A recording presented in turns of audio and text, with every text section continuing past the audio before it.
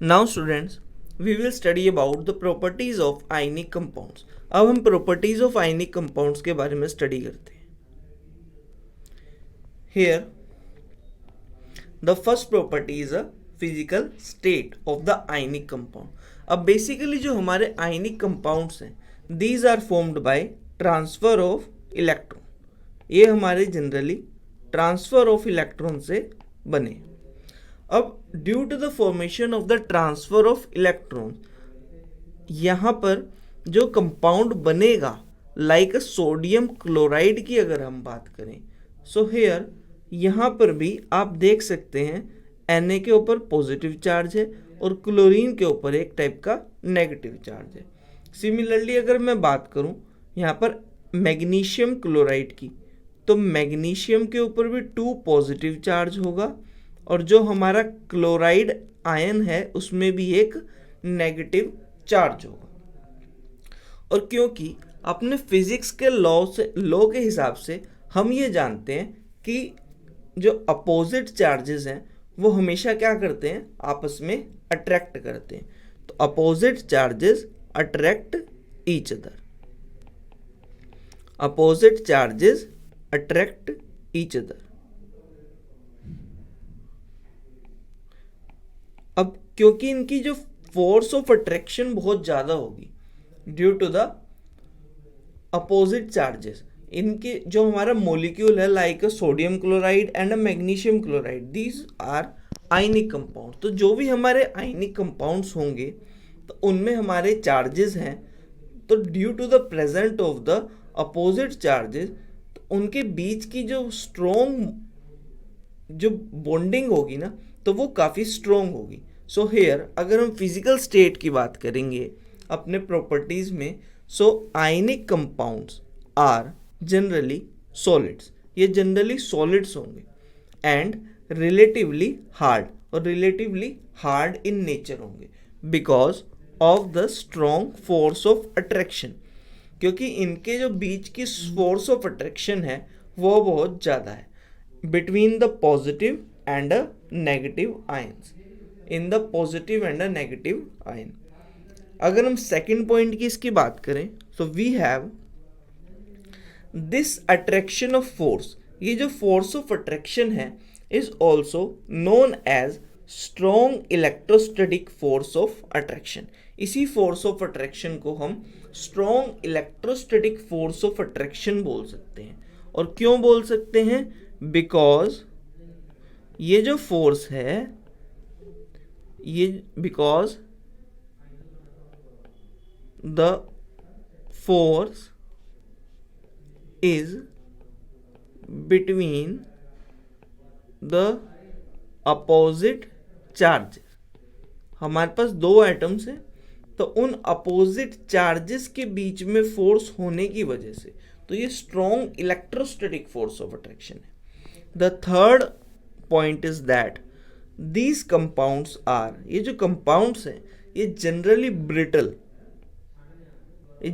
Brittle in nature है and break into pieces, और ये जनरली पीसेस में कन्वर्ट हो सकते हैं व्हेन प्रेशर इज अप्लाइड। अगर आप इस पर प्रेशर अप्लाई करें तो they can be converted into pieces.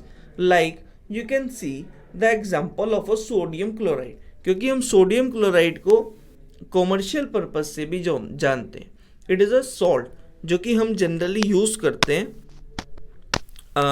In our daily use, और अपने डेली डाइट में भी हम इसको यूज़ करते हैं सोडियम क्लोराइड।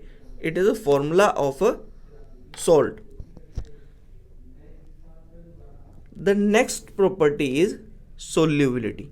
अगर सोल्यूबिलिटी की बात की जाए of a ionic compound so electrovalent compounds और ionic compounds are generally soluble in water. ये जनरली वाटर सोल्यूबल होते हैं and insoluble in the solvents such as kerosene, petrol, etc. It means generally ये water में तो soluble होंगे लेकिन कुछ ऐसे solvents like we have a kerosene और पेट्रोल की अगर हम बात करें तो ये आयनिक कंपाउंड्स हमारे soluble in nature नहीं होंगे।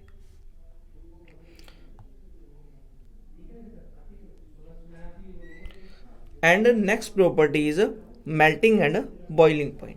अगर हम आयनिक कंपाउंड्स की मेल्टिंग और बॉइलिंग पॉइंट के ऊपर बात करें, so we have ionic compounds have high melting and boiling point. जो हमारे आयनिक कंपाउंड्स हैं उनका मेल्टिंग पॉइंट और बॉइलिंग पॉइंट बहुत हाई है, due to the strong inter electrostatic force of attraction between the oppositely charged ions.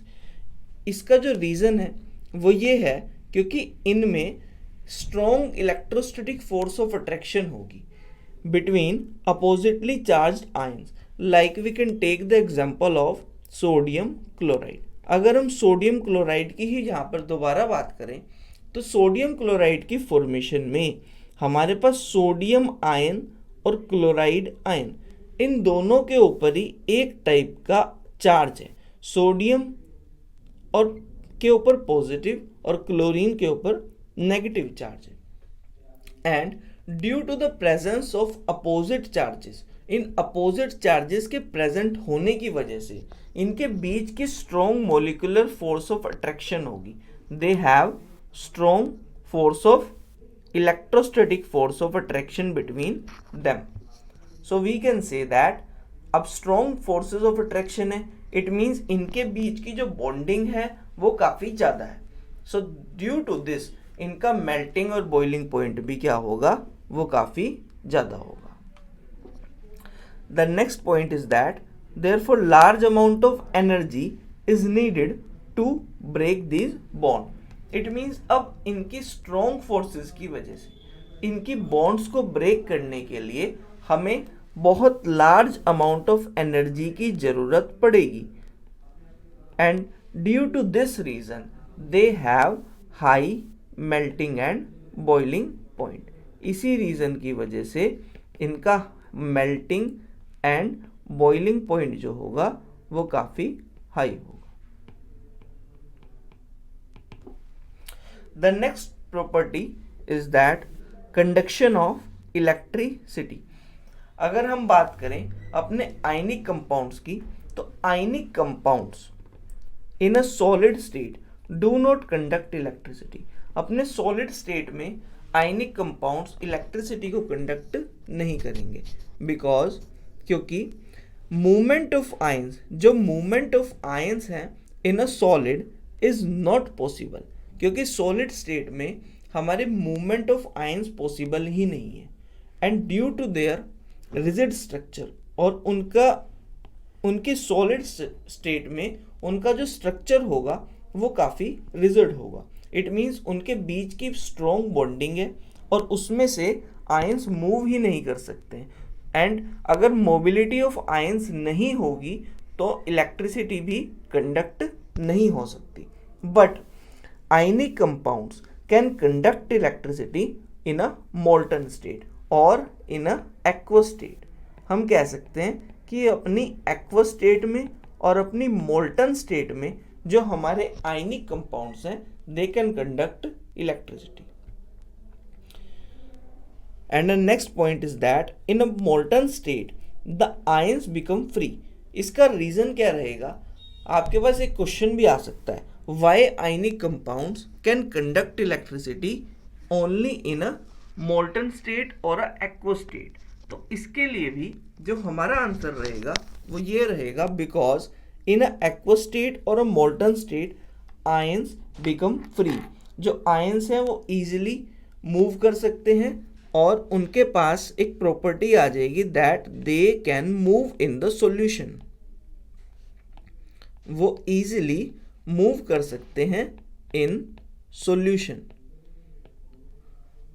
And due to this they become free and therefore they can conduct electricity. इसी वजह से वो electricity को भी conduct कर सकते हैं due to the mobility of